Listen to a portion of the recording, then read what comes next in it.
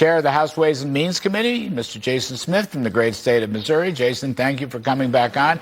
I don't know if you heard any of our opening segment.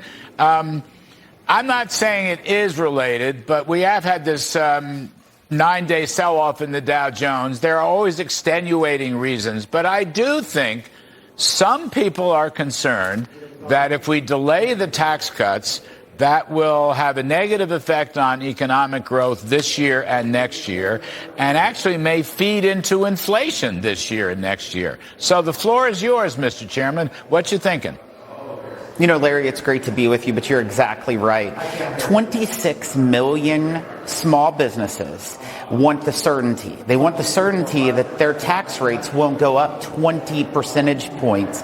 And right now, they are making the decisions to invest in their businesses, to grow, how many employees they're going to have, how the wages will be effective. There's numerous items that's so important. And the sooner we can run out of the gate past these tax extensions, will deliver for the American people. I mean, Larry, 77 million Americans spoke loud and clear that they support President Trump's economic policies, and Congress needs to deliver straight out the gate on them. Yeah, and I would add, by the way, one little thing that, the growth factor, lower tax rates create incentives to invest and grow the economy.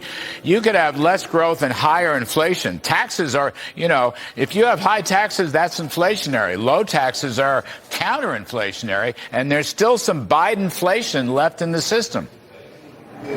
Why take any chances? Because if Congress does not act on these expirations of tax cuts, every single American, Larry, will face a tax increase. You're looking at an over $4 trillion tax increase.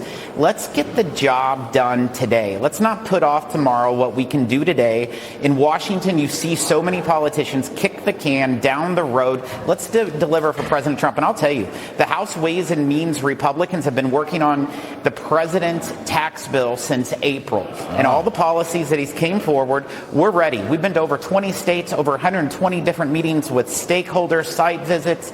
Let's get the job done. So you could do it rapidly, is what you're saying. You're really that's a very interesting point. Let me just read you our friends at the House Freedom Caucus. Okay, there's a letter out to Speaker Johnson. You've probably seen this. I'll just read it quickly. They're suggesting President Trump's agenda will be enacted. Border security must move first, and then we should move forward on a second, larger reconciliation bill covering taxes, spending, energy, bureaucracy, and more. I think they're suggesting you could get the border security reconciliation bill done in January and then move to taxes in February. You have a reaction to that, Jason Smith? We need to do it all. We need to do the border. We need to do energy policy. We need to do the tax cuts. And we also need to cut reckless spending.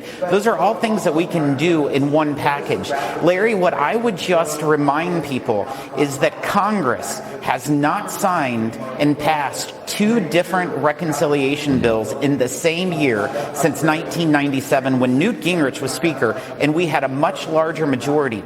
We have the smallest majority of any Congress since before World War I. Why do we think we can defy those odds is beyond me. Yeah, so you're sort of like playing Russian roulette with a huge tax hike at the end of the year. Have you recently spoken to President Trump about this? Because I think he's going to be the final decision maker. Larry, I have not spoken to President Trump recently on this, and he is absolutely the final decision maker.